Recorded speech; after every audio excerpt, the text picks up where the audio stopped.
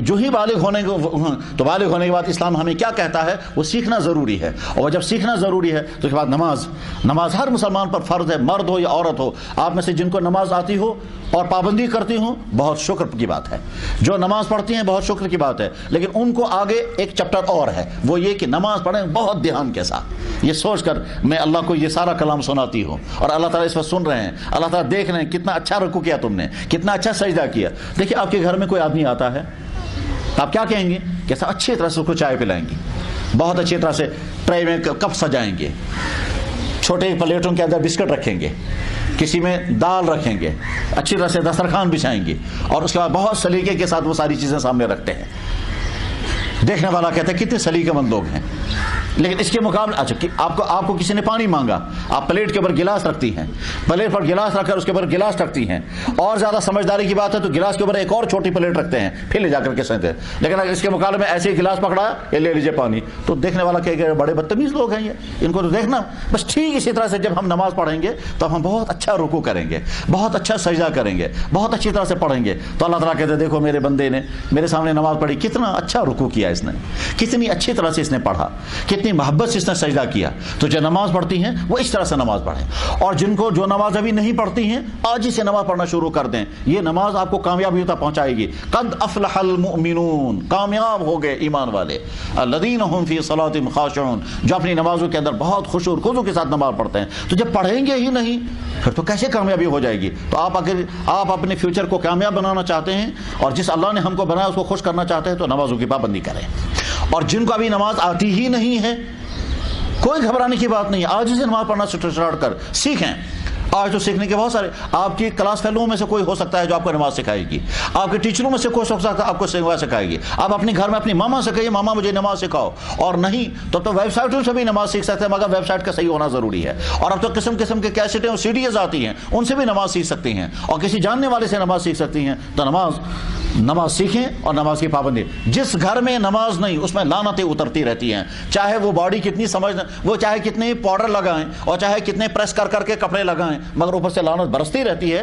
جس گھر میں خدا کو سجدہ نہ کیا جائے، جس گھر میں خدا کا نام نہ لیا جائے، جس گھر میں خدا کی چیزیں کھا کر کے خدا کا نام نہ لیا جائے، اس گھر میں لعنتیں برستی ہیں، چاہے وہ نظر نہ آئیں۔ اسی وجہ سے آج کے سماج میں والوں، وہ تو ابھی آپ کو اندازہ نہیں ہوگا، اس وقت کے سماج میں تقریباً بعض سوسائٹیوں میں 50% گھروں میں جھگڑے ہیں، سب کچھ اللہ نے دیا پھر بھی جھگڑے ہیں، شوہروں کی طرف سے بیویوں پر ظلم، بیویوں کی طرف سے شوہروں کی نافرمانیاں، سب کچھ اللہ نے دیا ہے، شوہر بھی جاب کر رہا ہے بیوی بھی جاب کر رہی، بچے پڑھ رہے ہیں، کسی چیز کی کمی نہیں، پھر بھی ٹکراؤ ہے۔ اس ٹکراؤ کی بہت ساری وجہوں میں سے ایک یہ کہ جب خدا کا حکم توڑا جاتا ہے تو اللہ تعالیٰ سکون نہیں دیتے۔ پھر ایک صاحب مجھے ملے، کہنے لگے جی کہ بس کیا بتائیں کیا مزہ ہے زندگی میں، کہ میرے کمرے میں 50,000 60,000 روپے کا بیڈ ہے، 2-3 AC لگے ہوئے ہیں، 20,000 ہزار روپے کے ڈنلپ ہیں، 5,000 ہزار روپے کے پلو ہیں، مگر کیا کریں گے، میاں بیوی میں اختلاف ہے، ایک اس کونے میں بیٹھی روٹھی بیٹھی رہتی ہے، میں دوسرے کونے میں روٹا بیٹھا رہتا ہوں۔ یہ تو ہے کہ جب خدا کا حکم توڑا جائے اور اس کے بعد پھر ہم چاہیں خوش رہیں، کبھی خوش نہیں رہ سکتے۔ وقتی طور پر ہم نے چمکتے ہوئے کپڑے پہن لیے، پریس کر کے کپڑے پہن لیے، کریم پاؤڈر بھی مل دیا، مگر وہ خوشی نہیں۔ خوشی وہ ہے جس میں سکون ہو، جس میں راحت ہو، جس میں ہمارے ذریعے سے کوئی ستایا نہ جائے، دوسروں کے ذریعے سے ہم ستائے نہ جائیں، وہ ہے اصل میں زندگی۔ تو نماز پڑھنا اسٹارٹ کر دیں، جن کو نماز یاد نہیں وہ نماز سیکھیں، جن کو نماز یاد ہے وہ پڑھنا شروع کر دیں، جو نماز پڑھتی ہیں وہ دھیان والی نماز پڑھیں، ایسی دھیان والی نماز کہ کہیے یا اللہ میں ایسی نماز پڑھوں گی، اس کے بعد میں جو ہی ہاتھ اٹھاؤں گی آپ وہیں سے کہنا چاہیں بیٹا ہاتھ اٹھانے کی ضرورت نہیں، ہم خود ہی آپ کو سب کچھ دے دیں گے۔ آپ کی نماز اتنی اچھی ہے کہ آپ کو ماننے کی ضرورت ہی نہیں ہے۔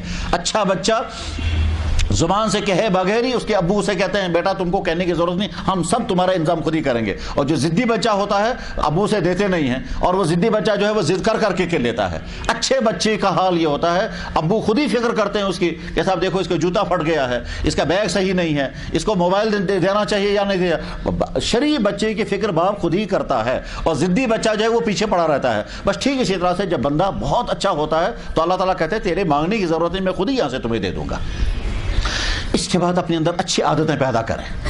اس وقت یہاں ہمارے سماج میں کتنی ہی لڑکیاں ڈرگز میں پھنس گئی، اپنے آپ کو اس سے ایسے بچائیں جیسے زہر سے اپنے آپ کو بچاتے ہیں۔ اگر آپ سے کوئی کہے گا کہ تیزاب پی لو، کوئی نہیں پیے گا۔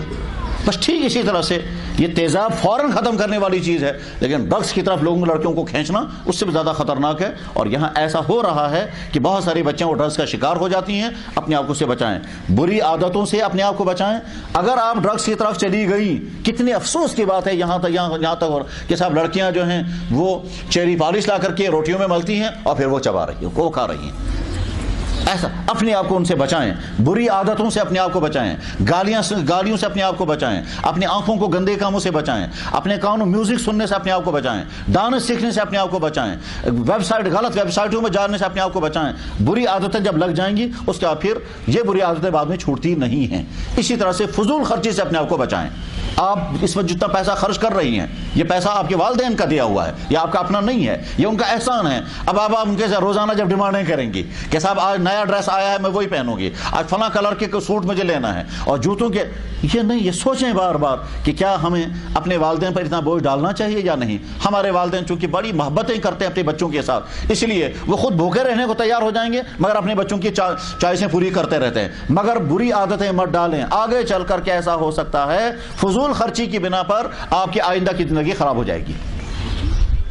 چنانچہ ہم نے دیکھا ایسے رشتے برباد ہوتے ہوئے. بہت اچھی بچی، کیریکٹر بھی بہت اچھا، شکل و صورت بھی بہت اچھی، کردار بھی بہت اچھا تھا، رشتہ ہو گیا مگر فضول خرچی کی عادت تھی.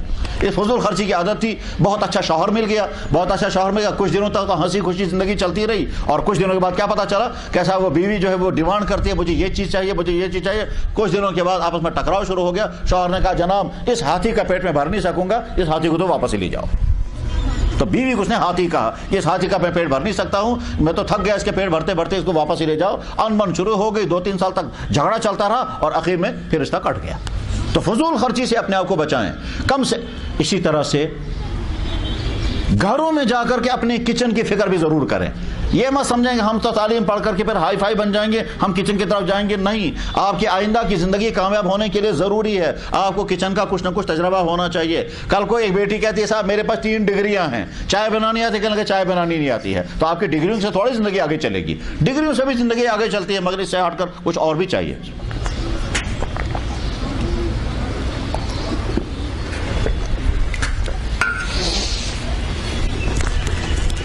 آپ کو اس پر پڑھنے کا شوق ہوگا. اس پڑھنے کے شوق میں آپ کیا کیا پڑھنا چاہیں گی؟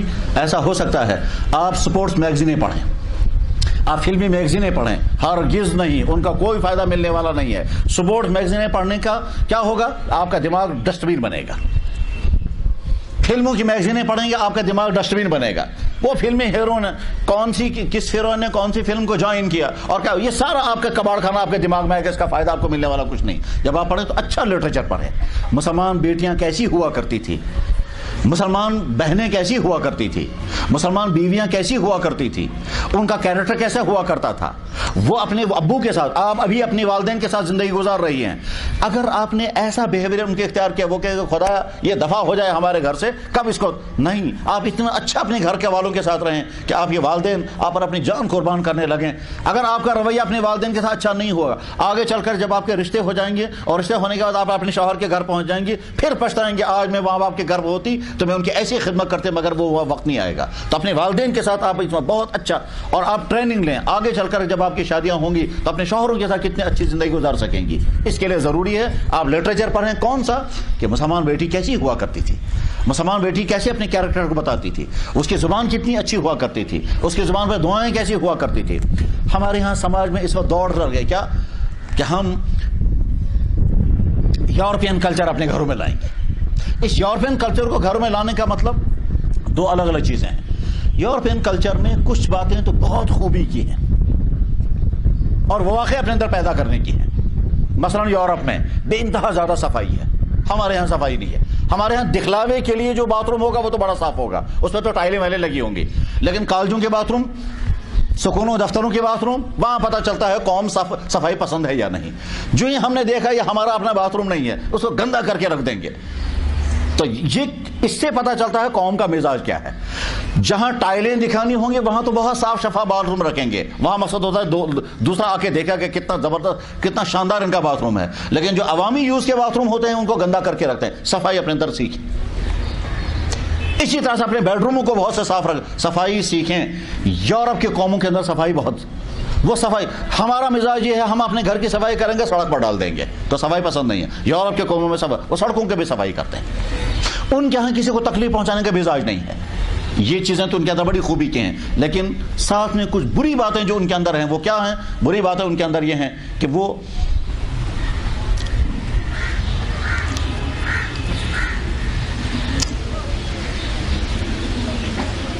میں نہیں سمجھ پاتا ہوں کہ وہ لفظ استعمال کرنا چاہیے یا نہیں کرنا چاہیے۔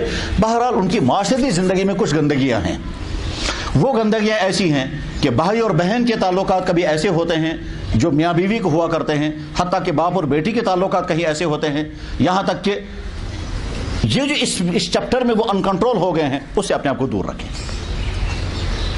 وہ چیز ہم کو اپنانی نہیں ہے۔ ہمارے ہاں یورپین کلچر اسی روپ میں لے رہے ہیں کہ صاحب ہم زیادہ زیادہ فیشن کریں گے، زیادہ زیادہ ننگے ہو جائیں گے، ہم زین کلچر لائیں گے، ہم سیکنڈ ٹائٹیں پہنیں گے۔ یہ سیکنڈ ٹائٹیں پہن کر زیادہ زیادہ ننگا ہو کر کے، یہ کہاں؟ یہ یورپین کلچر ہے، مسلمانوں کا کلچر یہ نہیں۔ اسی کی وجہ سے پھر خرابیاں پیدا ہو رہی ہیں، ان خرابیوں کے بعد پھر لڑکیوں کے ساتھ وہ کچھ ہوتا ہے کہ کچھ دنوں تک تو ہم افسوس کرتے ہیں، واویلا کرتے ہیں، پریشان ہو جاتے ہیں، لیکن آگے چل کر پھر وہی ایک طرف سے مردوں کو صحیح ہونا ضروری ہے، لیکن ساتھ میں دوسری طرف سے جب ہم مغربی کلچر اپنے گھروں میں لائیں گے، اس میں ڈانس ہوں گے، اس میں زین کلچر ہوگا، اس میں ایسا لباس ہوگا کہ جو زیادہ سے زیادہ ہمارا بدن جو ہے وہ دوسروں کو نظر آنے لگے، تو اس کی وجہ سے پھر تو خرابی آئیں گی۔ اس لیے آپ جب پڑھنا چاہیں گے تو پڑھیں حضرت فاطمہ کیسی تھی، حضرت عائشہ کیسی تھی، مسلمان عورتیں کیسی ہوا کرتی تھی، ان کا کیریکٹر کیسا تھا۔ بس جب وہ پڑھیں گے اور ویسے ہی اپنے آپ کو بنانے کی کوشش کریں گے تو انشاءاللہ آپ کی زندگی کامیاب ہو جائے گی۔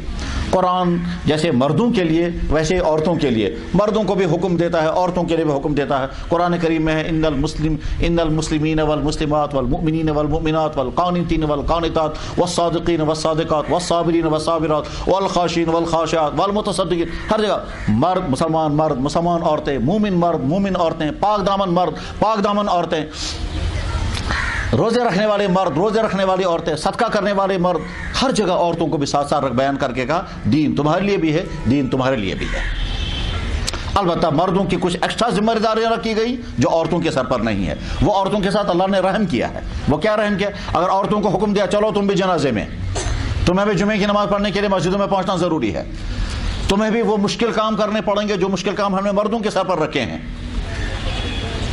تو بڑی پھر فوراً بوجھ محسوس ہو جاتا ہے۔ اسلام نے عورتوں کے ساتھ جیسی ان کی باڈی کی صورتحال ہے ویسے ان کو احکام دیے ہیں۔ اتنا رحم اسلام نے کیا۔ کیا اسلام نے کیا کہا ہے؟ بیٹا آپ جب تک بیٹی ہو تب تک آپ کے کھانے پینے کا خرچہ آپ کے باپ آپ کے ذمہ ہے۔ جب آپ کی شادی ہو جائے گی تو آپ کا سارا کھانا پینے کا خرچہ آپ کے شوہر کے ذمہ ہے۔ آپ کے جب بچے ہو جائیں گے تو آپ کا سارا کھانے پینے کا خرچہ آپ کے اولاد کے ذمہ ہے۔ اگر خدا نخواستہ کسی کو اولاد نہ ہو تو کھانا پینے کا سارا خرچہ یا تو شوہر کی ذمہ ہے یا بھائیوں کی ذمہ ہے۔ تو اسلام نے تو ہمیشہ عورت کو محفوظ رکھا ہے کہ تمہیں کچھ نہیں کرنا ہے، تمہیں خود جا کر مزدوری نہیں کرنی ہے، تمہیں اپنے کھانے پینے کی فکر نہیں کرنی ہے۔ مردوں کو حکم دیا گیا تم ان کے کھانے پینے کا۔ ایک عورت کی حفاظت کے لیے اللہ نے 4 مردوں کو کھڑا کیا ہے۔ ادھر سے باپ ہوگا، ادھر سے شوہر ہوگا، ادھر سے بھائی ہوگا، ادھر سے بیٹا ہوگا۔ یہ جب تک بیٹی ہے تو ساری ڈیوٹی اس کے باپ اور بھائیوں پر، یہ جب بیوی بنے گی تو ساری ڈیوٹی اس کے شوہر پر، اور ساتھ میں سٹپنی کے طور پر والدین پیچھے تیار رہیں گے۔ اور جب اولاد ہو جائے گی تو ساری ذمہ داری اس کے اولاد کے سر ہے۔ تو عورت کو تو اس طرح سے اسلام نے محفوظ رکھا تھا، لیکن آج کا دور جو ہے وہ کہتا ہے نہیں صاحب عورت سڑک پر آ جانی چاہیے، وہ خود کمانے لگنی چاہیے، وہ دفتروں میں جانی چاہیے۔ اور دفتروں میں ہماری بچیوں کے ساتھ، ہماری بہنوں کے ساتھ کیا ہوتا ہے وہ چھپی ہوئی بات نہیں ہے۔ کتنی ہی بیچاری غم کے آنسو پی کر کے چھپا دیتی ہیں، لیکن ورنہ ہمارے سماج میں جو برا مزاج پیدا ہو گیا ہے کہ ہم اپنی بیٹیوں اپنی بہنوں کے ساتھ وہ سب کچھ کرنے کو تیار ہو گئے ہیں جو کبھی سوچا بھی نہیں جا سکتا تھا۔ یعنی شیطان بھی کہتا ہے میری اب ضرورت ہی نہیں ہے، شیطانی سارے کام تم خود کرنے لگ گئے ہو۔ تو یہ جو ذہنوں میں لایا گیا کہ آگے بڑھنے کے لیے ضروری ہے آپ سڑکوں پر آ جاؤ، آپ ننگے ہو جاؤ، آپ فیشن کرو، آپ زیادہ سے زیادہ اٹریکٹیو لباس پہنو، یہ صحیح راستہ نہیں ہے، اس میں بربادی ہی بربادی ہے۔ تو آپ اپنے اندر اپنی اچھی عادتیں پیدا کریں، فضول خرچی سے اپنے آپ کو بچائیں، غلط ویب سائٹیں مت استعمال کریں، موبائل کا غلط یوز مت کریں، کسی اجنبی لڑکے کے ساتھ بات بالکل مت کریں، کہ اتنا کلوز بالکل نہیں ہونا ہے جس کے بعد پھر آگے برائیوں میں آپ پھنس جائیں گی۔ کلوز ہونے کی بات تو یہاں تک ہے کہ ہم کیا اسلام منع کرتا ہے ایک کمرے میں بھائی اور بہن بھی ایک ساتھ نہیں رہیں گے۔ دن میں اگر تھوڑی دیر کے لیے پڑھنے کے لیے بیٹھے تو بیٹھ سکتے ہیں، لیکن رات میں ایک کمرے کے اندر بھائی اور بہن بھی ایک ساتھ نہیں رہیں گے. کچھ پتہ نہیں رات میں شیطان ان کے ذہنوں کو کیسے برباد کر کے وہ سب کچھ کرائے گا جو زبان پر لانا مشکل ہے.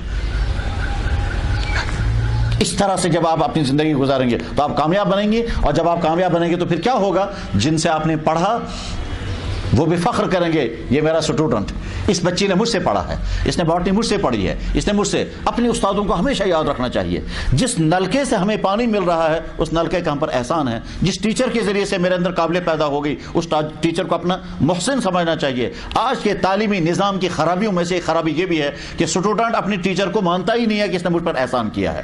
حالانکہ ہمارے اسلام میں تو ٹیچر کا اتنا بڑا درجہ ہے. حضرت علی کہا کرتے تھے جس نے مجھے ایک لفظ سکھایا وہ میرا مالک بن گیا، میں اس کا نوکر ہوں. اگر مجھے چاہے گا تو بیچ سکتا ہے، مجھے اگر چاہے گا تو اپنے گھر کے اندر باندھ کر کے رکھ سکتا ہے اور مجھ سے خدمت لے سکتا ہے جس نے ایک لفظ سکھایا. تو اپنے ٹیچروں کا بہت احترام کرنا چاہیے، ان کے سامنے بے شرمی کی بات نہیں کرنی چاہیے. ٹیچروں کی ڈیوٹی بھی ہے وہ اپنے آپ کو ٹیچر کے مقام پر رکھیں. وہ جب اتنا بے تکلف اپنے آپ کو کرتے ہیں، وہ جب غلط باتیں اپنے شاگردوں کے ساتھ کریں گے، وہ جب غلط نظروں کے ساتھ دیکھیں گے، وہ جب فلموں کی باتیں کریں گے، وہ جب پرائیویٹ معاملات کی باتیں کرنے لگیں گے، اس کے بعد ان کا وقار گر جاتا ہے. تو ٹیچر کو اپنے وقار کے ساتھ رہنا چاہیے، جیسا وقار اسلام نے اس کو دیا، جیسا درجہ اس کو اللہ نے دیا ہے. ہمارے سکولوں اور کالجوں میں جو خرابیاں بچوں میں آ رہی ہیں، ان خرابیوں کو دور کرنے کی ذمہ داری ویسے تو سوسائٹی کے ہر فرد پر ہے، مگر 3 طبقوں پر زیادہ. سب سے پہلے خود کی ذمہ داری. جناب رسول اکرم صلی اللہ علیہ وسلم نے فرمایا، لوگوں اس وقت تمہارا کیا بنے گا جب تمہاری عورتیں ان کنٹرول ہو جائیں گی اور تمہارے بچے بگڑ جائیں گے.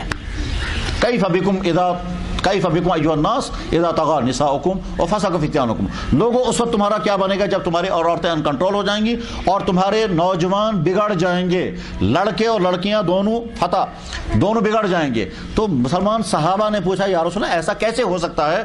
ہمارے سماج کے اندر یہ لوگ ہوں گے، بگڑیں گے کیسے؟ حضور نے فرمایا ایسا ہوگا، بگاڑ آ جائے گا، خرابیاں آ جائیں گی.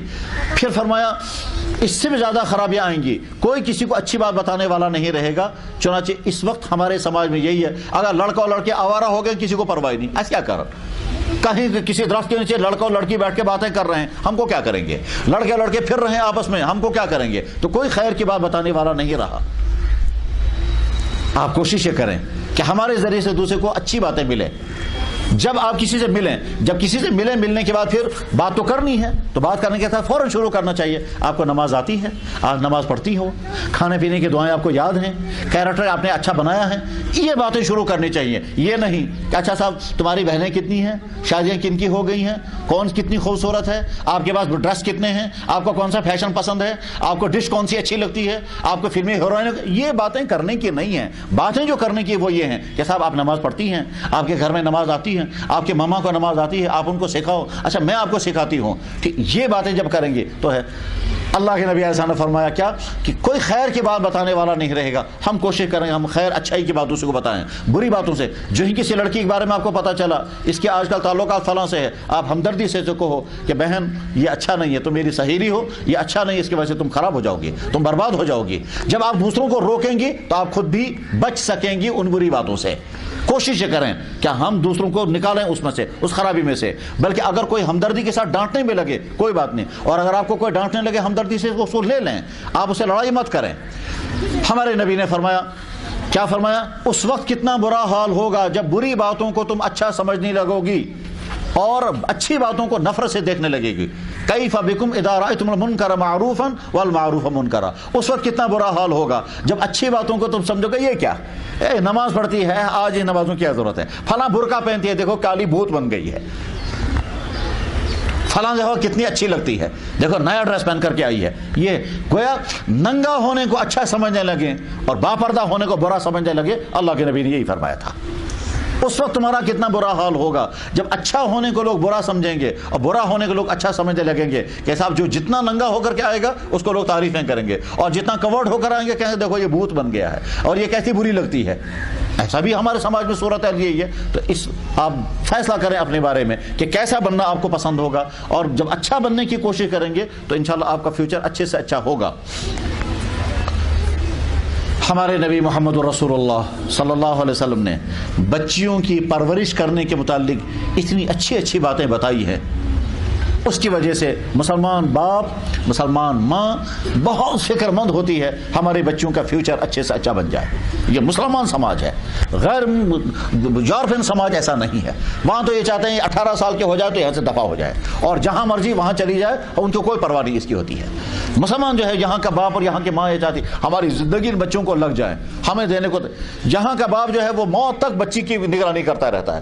یہاں کا مسلمان ہمارا سماج ہے وہ یہ کہتا ہے کیا, وہ کہتے ہیں کہ اگر 100 سال کی بہن 7 سال کے بھائی کو واپس آ گئی وہ ایکسیپٹ کرنے کو تیار ہو جاتا ہے. یہ اسلامی سماج ہے, مسلمان یہی ہے. تو اللہ کے نبی علیہ الصلوۃ والسلام نے والدین کو حکم دیا اپنے بچوں کی پرورش کرنے کا. اللہ کے نبی علیہ السلام نے شوہروں کو حکم دیا اپنی بیویوں کے ساتھ اچھا سلوک کرنے کا. اللہ کے نبی نے بھائیوں کو حکم دیا اپنی بہنوں کے ساتھ اچھا سلوک کرنے کا.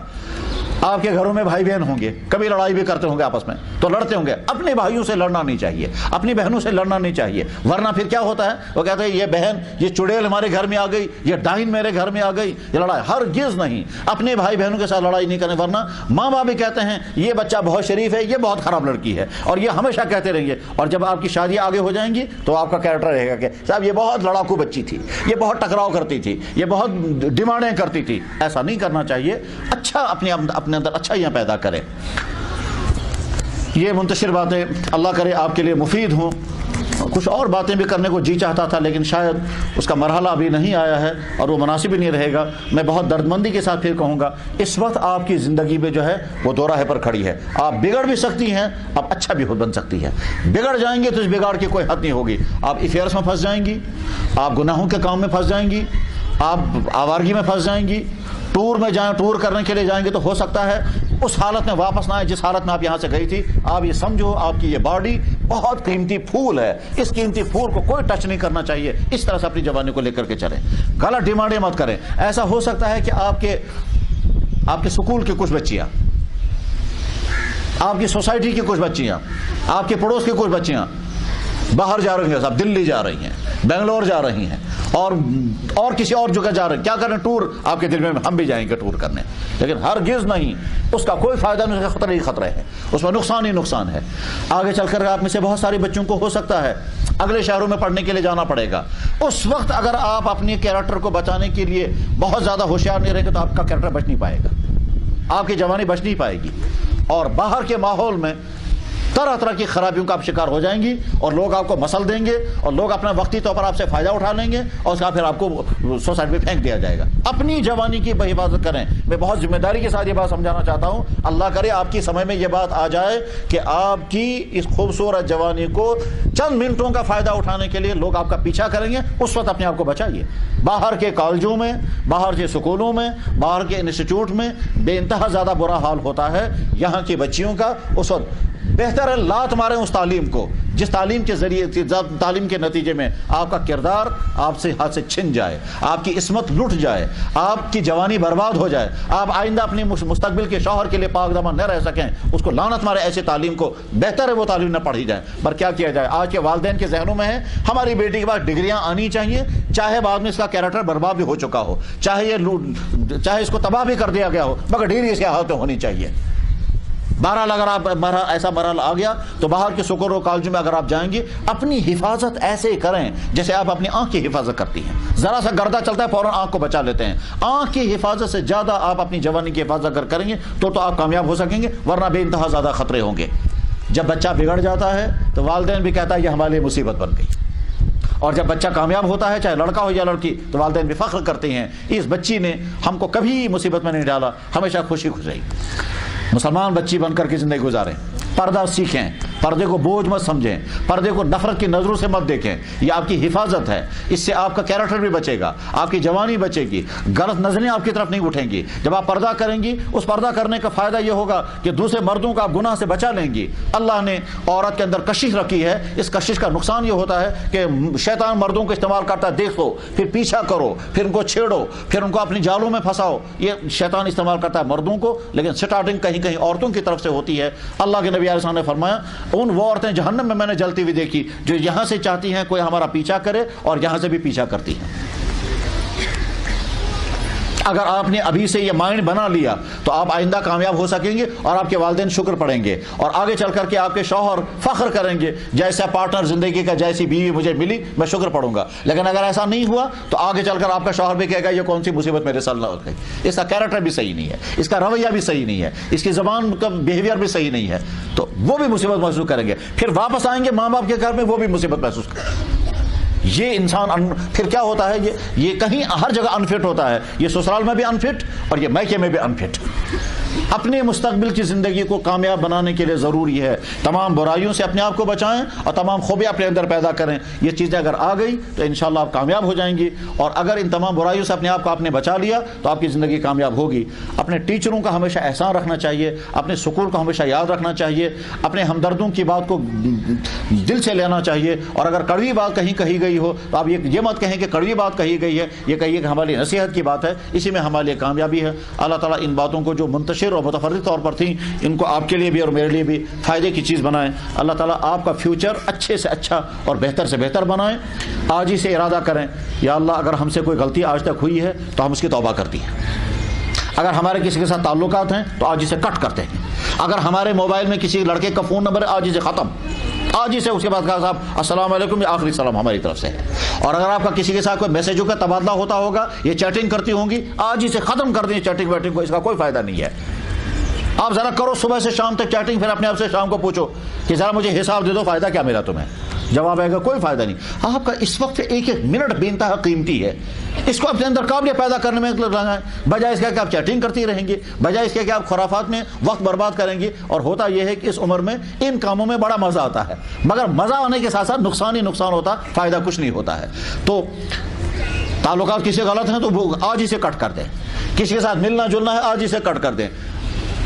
بعضوں کا حال تو بہت زیادہ برا دیکھا گیا۔ ابھی کچھ دنوں پہلے کوئی مجھے فون کر کے کہہ رہی تھی میں فلاں لڑکے کے ساتھ میرے افیئرس ہیں، اب وہ لڑکا مجھے چھوڑ کر کسی اور طرف جانا چاہ رہا ہے، اگر وہ اس نے چھوڑ دیا مجھے میں زہر کھاؤں گی۔ میں نے کہا ضرور کھاؤ زہر۔ کہنے لگا آپ ایسی بات کہہ رہے ہیں؟ میں نے کہا ہاں، تم نے جو زہر پہلے کھا لیا ہے۔ ہرگز نہیں ایسی باتوں سے اپنے آپ کو کہتے میں زہر کھاؤں گا، میں نے کہا وہ شوق سے زہر کھاؤ، بلکہ اپنے والد سے کہو وہ لا کر تمہیں زہر دے دے گا۔ کہنے لگا آپ کیسی بات کہتے ہیں؟ میں نے کہا یہی کہہ رہا ہوں، تو تم نے زہر تو پی لیا، تم کو مجبور کس نے کیا تھا اس کا؟ کسی کے ساتھ تعلقات تو آج ہی کٹ کر دیں۔ اس طرح سے زندگی گزاریں کہ آپ کا سٹاف آپ کے ٹیچر کہنے لگے کتنے اچھے بچے ہیں۔ اچھے اسٹوڈنٹ پر استاد کو بھی خوشی ہوتی ہے، اور برے اسٹوڈنٹ کے بارے میں استاد کہتا ہے یہ میرا اسٹوڈنٹ ہے ہی نہیں، پسند ہی نہیں کرتے یہ بتانا کے لیے کہ یہ ہمارے اسٹوڈنٹ ہیں۔ آج ہی سے نمازوں کی پابندی کریں۔ واپس جب اپنے گھر میں جائیں گے تو اپنی والدہ سے اپنے والدین سے کہیں آج کے بعد ہم نہیں ہیں، ہم نمازیں پڑھیں گی، ہم قرآن سیکھیں گی، ہم کلمہ سیکھیں گی، حیا اپنے اندر پیدا کریں گی۔ حیا اتنی بڑی زبردست دیوار ہے، یہ ہوا جب ٹوٹ جاتی ہے انسان جب حیا میں داخل ہوتا پھر رکتا کہیں نہیں ہے۔ اللہ کے نبی نے فرمایا الحیاء شعبۃ من الایمان، یہ حیا جو ہے وہ ایمان کا شعبہ ہے۔ ایک آدمی دوسرے کو کہہ رہا تھا، ایک صحابی دوسرے صحابی سے کہہ رہا تھا اے زیادہ شرمیلا نہیں ہونا چاہیے، تم زیادہ ہی شرمیلے ہو۔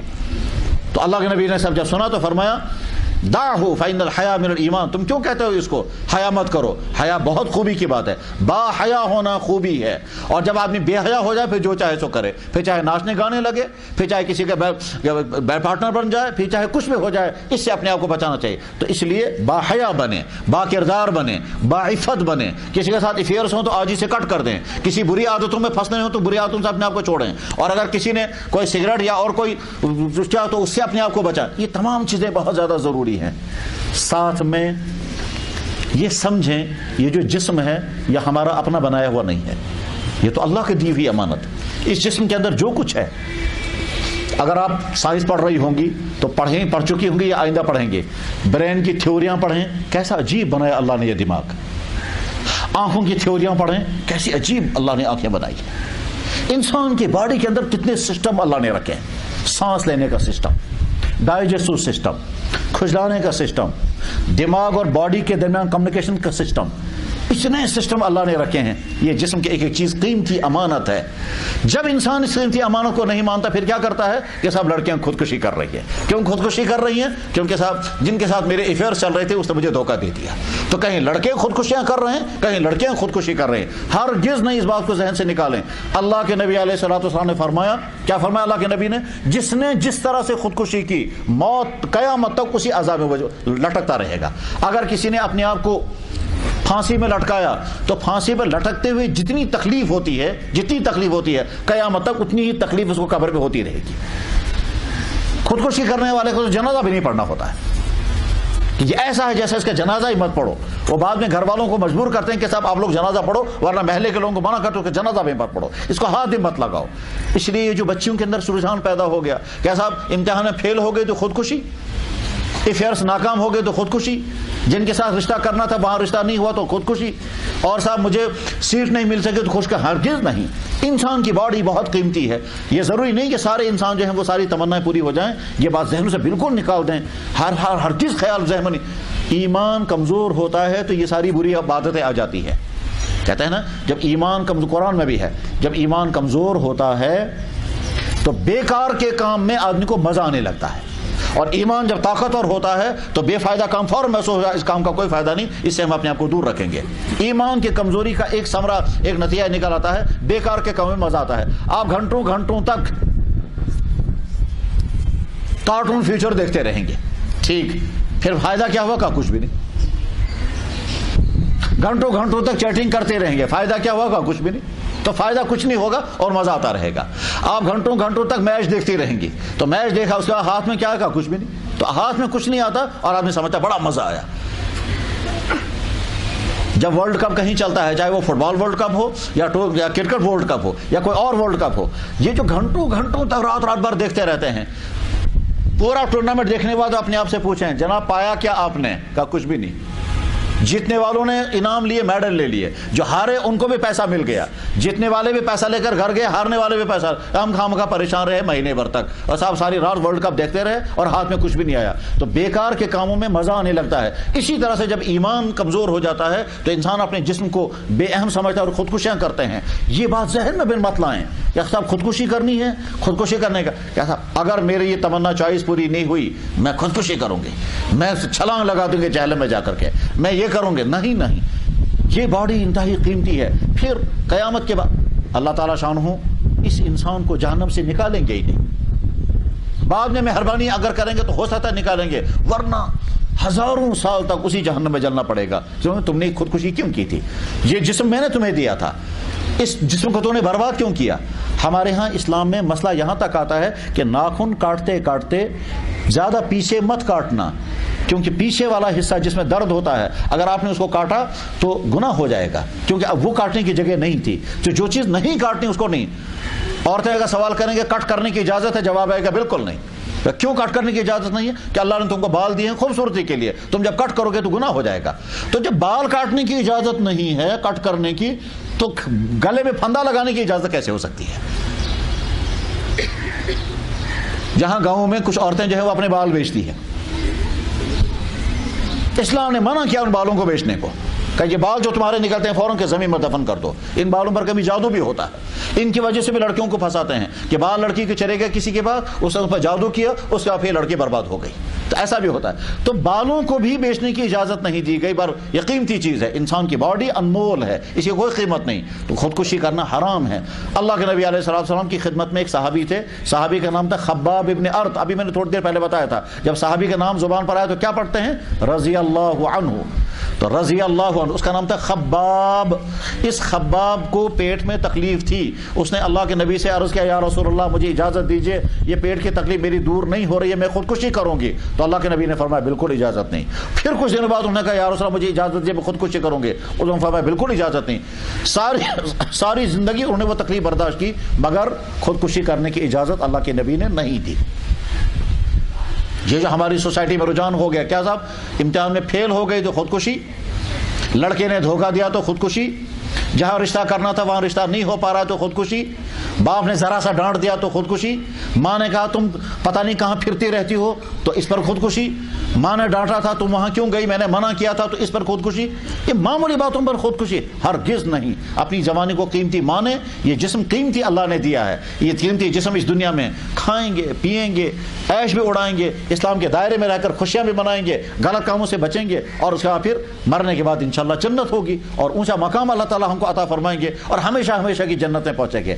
تو ہم تو اس لیے زندگی ہم کو ملی ہے. یہ کوئی کیڑے مکوڑوں کی زندگی تھوڑا ہی ہے. کیڑا مکوڑا زندہ ہے تو ٹھیک ہے, پاؤں کے نیچے آ گیا مر گیا تو ختم ہو گیا. انسانوں کی زندگی ایسی نہیں ہے. انسانوں کی زندگی قیمتی ہے. اللہ نے یہ ساری کائنات ہمارے لیے بنائی ہے کہ دیکھو پانی تمہارے لیے میں اتارتا ہوں, جانور میں نے تمہارے لیے پیدا کیے, وہ جانور کچھ تمہیں دودھ دیتے ہیں, کچھ تمہیں اون دیتے ہیں, کچھ دوسری چیزیں تمہیں دیتے ہیں. یہ ساری زمین سے نکلنے والی چیزیں تمہارے لیے میں نے بنائی. پھل انسانوں کے لیے, سبزیاں انسانوں کے لیے, فروٹ انسانوں کے لیے ہے, زمین سے اگنے والا اناج انسانوں کے لیے ہے, سب کچھ انسانوں کے لیے ہے. ساری کائنات انسان کے لیے اللہ نے بنائی, اور انسان کو اللہ نے اپنے لیے بنایا کہ میں یہ چاہتا ہوں ساری کائنات تم کو فائدہ پہنچائے اور تم مجھے سجدہ کرو. دعائیں بھی سیکھنی چاہیے. وہ دعائیں کیا کیا ہوتی ہیں؟ صبح سے شام تک, صبح سے شام تک جو کام بھی انسان کرتا ہے اس کے ساتھ دعا. صبح کو اٹھے الحمدللہ, نیند سے اٹھنے کی دعا یاد کریں, پھر باتھ روم جانے کی دعائیں یاد کریں, پھر باتھ روم سے باہر آنے کی دعائیں یاد کریں. ان دعاؤں میں بڑا فلسفہ ہوتا ہے, اس میں بڑی قیمتی باتیں ہوتی ہیں. اس کے بعد پھر کپڑا پہنا تو بہت دعائیں کریں, شیشہ دیکھا تو اس پہ بھی دعا پڑھیں, کھانا پینا سٹارٹ کریں تو اس کا بھی دعا, کھانا پینا گھر سے باہر نکلے تو دعا پڑھ کر, گھر سے واپس آئے تو دعا پڑھ کر, وہ ساری دعائیں یاد کریں اور دعاؤں کو پڑھنے کا مزاج بنائیں. جب دعاؤں کو پڑھنے کے مزاج بن جائیں تو پھر بندہ اللہ کو بہت پیارا ہو جاتا ہے. دیکھو اس بندے کو ہر وقت میں ہی یاد رہتا ہوں. یہ کھانا کھانے پہلے بیٹھا تو میرا نام لیا, کھانا کھانے سے فارغ تو میرا نام لیا, یہ باتھ روم گیا تو میرا نام لیا, باتھ روم سے باہر آ گیا تب بھی میرا نام لیا. ہم جب باتھ روم جائیں گے یا اللہ وہاں اندر باتھ روم میں جو شیطان ہم کو برباد کرتا ہے اسے ہماری حفاظت فرمائیے. اللہ بنی اعوذ بک من الخبث والخبائث. اور جب باہر نکل آئے تو یا اللہ آپ کا شکر ہے میرے جسم کی گندی چیز باہر نکل گئی اور میں فریش صاف ہو گئی. اگر قبض ہو جائے تو پھر کتنی پریشانی ہوتی ہے. تو یا اللہ بہت اچھا ہو گیا, میری باڈی کے اندر جو گندی چیزیں تھیں وہ نکل گئی. الحمدللہ الذی اذهب عنی الاذان وعافانی غفرانک. کھانا پینے سے پہلے جو دعا وہ پڑھیں, کھانا کھانے کے بعد جو دعا, کپڑے پہننے کی دعائیں, سونے جاگنے کی دعائیں, صبح شام اٹھنے کی دعائیں, کسی سے ملنے کی دعائیں. آئینہ دیکھا یا اللہ آپ نے میری شکل بہت اچھی بنائی ہے, میں شکر پڑھتی ہوں, اب میرا کیریکٹر بھی اچھا بنا دیجیے. بس ایسی دعا پڑھنی چاہیے. ٹھیک اسی طرح سے کسی کو حقیر نظروں سے نہیں دیکھنا چاہیے کہ صاحب دیکھو یہ کیسی ہے, میں کتنی اچھی ہوں. نہیں, کسی کو حقیر نظروں سے دیکھنا بہت بڑا جرم ہے. بلکہ اگر کسی کو دیکھا کہ دیکھو یہ کتنی خراب, یا اللہ آپ کا شکر ہے آپ نے مجھے ایسا نہیں بنایا. اگر میں مثال کے طور پر اگر فرض کرتے ہیں کسی بچی کو پولیو ہے, آپ اس کو نفرت سے دیکھیں, دیکھو یہ لنگڑی ہے, یہ ڈانگ اس کی کیسی ہے, ہرگز نہیں. فوراً کہیں یا اللہ آپ کا شکر ہے آپ نے مجھے ایسا نہیں بنایا. اس کو بھی اچھا کر دیجئے, مگر میں شکر ادا کرتی ہوں آپ نے مجھے ایسا نہیں بنایا. جب یہ مزاج بنتا ہے تو اس مزاج بننے کے بعد کیا ہوتا ہے, یہ انسان ہمدرد مانا جاتا ہے, یہ شفقت والا مانا جاتا ہے, یہ برائیوں سے بچنے والا مانا جاتا ہے. تو دعائیں بھی یاد کریں اور دعائیں پڑھنے کا روٹین بنائیں. اور پھر جو خاص خاص مسئلے ہوا کرتے ہیں وہ مسئلے پوچھنے چاہیے, سیکھنے چاہیے. کس حالت میں نماز معاف ہو جاتی ہے, اور جب نماز معاف ہو جاتی ہے ان دنوں میں ہم کیا کیا کر سکتی ہیں, وہ زیادہ ان دنوں میں کرنا چاہیے. کہ یا اللہ ہم آج اس حالت میں ہیں, ہم آپ کو سجدہ نہیں کر سکتی ہے, چلیے میں جائے نماز میں بیٹھ کر کے تسبیح پڑھوں گی, میں جائے نماز بیٹھ کر کے دعا کروں گی, میں جائے نماز بیٹھ کر درود شریف اور تسبیحات پڑھوں گی. یہ سیکھنے کی چیزیں ہیں, اور جب سیکھیں گے آپ تو انشاءاللہ آپ کی زندگی بہت کامیاب سے کامیاب تر ہو جائے گی. امید ہے یہ باتیں آپ یاد رکھیں گی, اور ان باتوں میں جو باتیں عملانے کی ہوں ان کو آپ عملائیں گی, اور جن باتوں میں بچنے کی تلقین کی گئی ہے ان باتوں سے اپنے آپ کو بچائیں گے. اللہ تعالیٰ آپ کو بھی خوش رکھے, آپ کا فیوچر اچھے سے اچھا اور بہتر سے بہتر بن جائے. وآخر دعوانا الحمدللہ رب العالمین.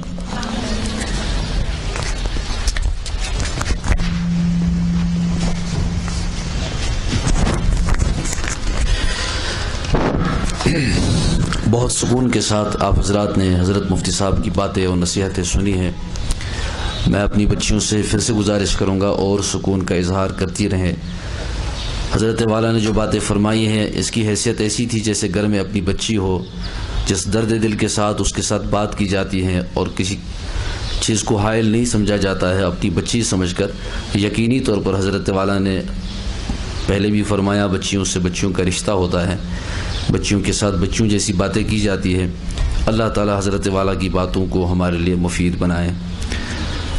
ہمارے لیے اللہ جل شانہ نے جو انتخاب کیا ہے وہ جس حیثیت کو ہمارے لیے پسند فرمایا ہے, جانتی ہوں گی آپ کی ہمیں امت محمد صلی اللہ علیہ وسلم میں شمار کیا جاتا ہے. کبھی کبھی ڈر لگتا ہے وہ قوم, وہ جماعت, وہ امت جو ساری دنیا اور ساری انسانیت کی امام بن کر آئی تھی, اس کے ساتھ اس طرح کی منفی اور نیچے آ کر بات کرنا کبھی کبھی لگتا ہے حیثیت ازالہ ہو گیا اس حیثیت کا جو عرف کے اعتبار سے اللہ نے اس کو دیا تھا. ہمارے ایک عالم دین ایک مثال دیا کرتے ہیں، اس مثال سے بات سمجھنا آسان ہو جائے گی۔ جیسے حضرت والا فرما رہے تھے، قرآن پاک میں، کلام اللہ شریف میں اللہ تعالیٰ نے ہمارے ساتھ باتیں کی ہے، گفتگو کی ہے۔ ایک تابعی گزرے ہیں، ان کا نام ہے احنف ابن قیس رحمۃ اللہ علیہ۔ کہتے وہ کلام اللہ شریف پڑھ رہے تھے، قرآن پاک کی تلاوت کر رہے تھے۔ ہر ایمان والے کو شوق ہونا چاہیے کہ میں قرآن پاک کی تلاوت کروں، قرآن پاک پڑھتا رہوں۔ بچیاں بھی قرآن پاک پڑھتی ہیں، سیکھتی ہیں، وہ پڑھنا چاہیے، اور اس طرح پڑھنا چاہیے کہ جیسے قرآن پاک میں ہم سے باتیں کی گئی ہے۔ اس کی آسان شکل یہ ہے کہ جب ہم عربی زبان نہیں جانتے ہیں تو کسی ایسے ترجمے کو ہم نے اپنے گھر میں رکھا، ایک رکوع پڑھا، اس کا ترجمہ پڑھنے کی فکر کی، اس کا ٹرانسلیشن پڑھ لیا، انگریزی میں، اردو میں، ماشاءاللہ ترجمے موجود ہے۔ وہ تابعی ہے، بہت بڑی حیثیت تھی ان کی، تو وہ قرآن پاک شوق سے پڑھتے، عشق میں پڑھتے اور ڈوب کر پڑھتے تھے۔ قرآن پاک کے ایک حصے میں وہ پہنچ گئے، قرآن کریم کے ایک حصے پر ان کی نظر پڑی۔ اللہ جل شانہ اس طرح خطاب فرماتے ہیں، اللہ فرماتے ہیں اعوذ باللہ من الشیطان الرجیم وَلَقَدْ أَنزَلْنَا إِلَيْكُمْ كِتَابًا فِيهِ ذِكْرُكُمْ أَفَلَا تَعْقِلُونَ۔ میں پھر پڑھوں گا۔ اللہ فرماتے ہیں وَلَقَدْ أَنزَلْنَا إِلَيْكُمْ كِتَابًا فِيهِ ذِكْرُكُمْ أَفَلَا تَعْقِلُونَ وَلَقَدْ أَنزَلْنَا إِلَيْكُمْ كِتَابًا فِيهِ ذِكْرُكُمْ أَفَلَا تَعْقِلُونَ۔ اللہ فرماتے ہیں اے میرے بندے، اے میری بندی، اے مشرق کے مسلمان، اے مغرب کے مسلمان، اے دنیا کے کسی حصے میں پیدا ہونے والے، ایمان اور قرآن سے رشتہ رکھنے والے، اللہ ان سے بطور خاص خطاب کرتے ہیں۔ فرماتے ہیں کہ اے میرے بندے، اے میری بندی، میں نے تیرے لیے پیغام نازل کیا ہے، میں نے تیرے نام ایک خط بھیجا ہے، اگر یہ تعبیر درست ہو، نامناسب نہ ہو، میں نے تیرے لیے ایک پیغام کا انتخاب کیا ہے۔ جیسے ہم اپنے کسی بڑے کا خط دیکھتے ہیں تو جی میں آتا ہے کہ میرے بڑے نے مجھ سے کیا کہا ہوگا، جلدی سے کھولتے ہیں۔ یا کوئی دوست، کوئی رفیق، کوئی اپنا خاص جب کوئی خط بھیجتا ہے، اب تو خط کا دور نہیں رہا، اس کی لذت اس نئی نسل کو نہیں نصیب ہو سکتی ہے۔ جیسے مفتی صاحب نے اشارے کیے کہ اس دور نے ہم کو ایسی جگہ لا کھڑا کر دیا ہے کہ بہت سی چیزیں ہم ویسے ہی کھو چکے ہیں۔ خط آتا تھا اپنے کسی رفیق کا، کسی عزیز کا، مہینوں سالوں کے بعد رابطہ ہو جاتا تھا خط کے ذریعے سے، شوق میں سب لوگ جمع ہو جاتے تھے۔ ہمارے اس کشمیر میں ایک دور ایسا بھی گزرا ہے، کہتے ہیں خط پڑھنا نہیں جانتے تھے تو صبح سویرے تڑکے بازار کے کسی حصے میں کھڑے ہو جاتے تھے، کوئی پڑھنے گزرنے والا، ایسا پڑھنے والا مل جائے، اس سے خط پڑھوائیں۔ اللہ جل شانہ نے انسان کو یہ کہہ کے خطاب کیا ہے کہ میں نے تیرے نام ایک پیغام، ایک خط بھیجا ہے، اور آگے کیا فرمایا، اس میں تیرا تذکرہ ہے، اس میں تیرا نام ہے، اس میں تیرا تذکرہ ہے، اس میں تیری آٹو بایوگرافی ہے، اس میں تیرے تذکرے، تیرے حالات بیان کر دیے ہیں میں نے۔ آگے خطاب کیا افلا تعقلون، تم نے عقل سے کام نہیں لیا، اس میں تیرا تذکرہ موجود تھا۔ میں ذمہ داری کے ساتھ عرض کرتا ہوں، قیام اللیل ایک بہت معتبر کتاب ہے، ریفرنس حیثیت رکھتی ہے وہ کتاب، اس میں یہ واقعہ درج ہے۔ کہتے حضرت احنف بن قیس رحمۃ اللہ علیہ رضی اللہ تعالیٰ عنہ، جب ان کے سامنے یہ آیت کا ٹکڑا آیا، چیخیں نکلی اس اللہ کے بندے کی۔ اچھا مفتی صاحب جا رہے ہیں 9253 اور 6215 دو گاڑیاں ہیں جن کے یہ نمبر ہو، مفتی صاحب کو نکلنے میں جلدی ہے۔ میں پھر سے عرض کروں گا 9253 ایک گاڑی ہے، دوسری 6215، جن کی یہ گاڑیاں ہوں وہ اپنی جگہ سے ہلائیں۔ حضرت احنف بن قیس رضی اللہ تعالیٰ عنہ کی چیخیں نکل گئی۔ ایک روایت میں ہے، ایک تاریخی کتاب میں لکھا ہے کہ ان کے جو کپڑے تھے، جامے تھے، وہ پھاڑنے لگے، ان کے خادم جمع ہو گئے۔ حضرت کیا بات ہو گئی، کیا واقعہ پیش آیا، کیا پڑھا اپنے اللہ کی کتاب میں، کس چیز نے آپ کو اتنا جھنجھوڑ دیا؟ اور چیخنے لگے اور کہنے لگے کہ میرا معبود برحق، میرا خالق و مالک جس نے مجھے پیدا کیا، وہ جو آسمانوں پر عرش میں محفوظ ہے اور جو ہر جگہ موجود ہے، اور جس کی ایسی صفات ہے کہ میں کہہ نہیں سکتا، اتنی بڑی عظیم ذات اللہ جل جلالہ عمن والہ نے مجھ جیسے حقیر انسان کو یہ کہہ کر پکارا ہے۔ احنف کو اس طرح یاد کیا ہے کہ اس میں تیرا تذکرہ ہے، تلاش کیوں نہیں کیا تھا؟ اپنے آپ کو چیک کیوں نہیں کیا قرآن پاک میں آپ کو کیا سٹیٹس ہے، کیا حیثیت ہے؟ جامے پھاڑنے لگے، کپڑے پھاڑنے لگے، شاگردوں نے پکڑ لیا، حضرت کیا بات پیش آئی؟ اس کے بعد دو زانوں بیٹھ گئے، کلام اللہ شریف کو کھولا اور قرآن کریم میں کچھ تذکرے پڑھے جو طاغین کے تھے، نافرمانوں کے تھے، اللہ سے بغاوت کرنے والوں کے تذکرے آئے۔ جب قرآن پاک کو شوق کی نگاہوں سے عشق میں ڈوب کر پڑھیں گی تو نظر آئے گا قرآن قصص کی بھی کتاب ہے، واقعات کی بھی کتاب ہے، عبر کی بھی کتاب ہے۔ اس میں عبرتیں بیان کی گئی ہے، اس میں قوموں کے عروج و زوال کی داستان بیان کی گئی ہے۔ میں اکثر عرض کرتا ہوں سورہ بقرہ کیا ہے؟ قرآن پاک کی پہلی سورت، سورہ الفاتحہ کے بعد پہلی سجی ہوئی سورت قرآن پاک کی سورہ بقرہ ہے۔ اس میں اس امت کو یہ کہہ دیا گیا کہ خبردار، تم سے پہلے ایک بڑی امت آئی ہے، اس سے پہلی بھی ایک امت آئی ہے جس کا تفصیلی تذکرہ ہے قرآن پاک میں، اس کو کہتے ہیں بنی اسرائیل۔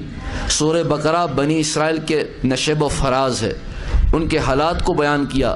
مکے سے مدینہ نبی علیہ السلام تشریف لے جا رہے ہیں، اب مدینہ میں ایک سٹیٹ قائم ہونے والی ہے، دین مکمل ہونے والا ہے، کوڈ آف کنڈکٹ ملنے والا ہے، اس امت کو ان کی ذمہ داری دی جا رہی ہے۔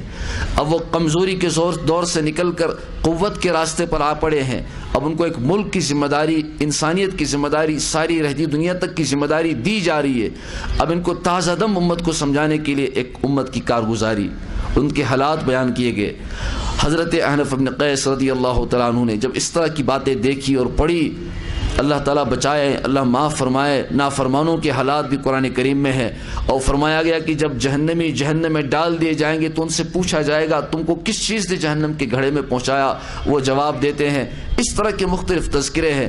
کہتے احنف بن قیس رضی اللہ تعالیٰ نے کلام اللہ شریف بند کیا اور اس کے بعد رونے لگے اور کہنے لگے کہ اتنا گیا گزرا بھی نہیں ہوں، اتنی بگڑی ہوئی میری زندگی نہیں ہے۔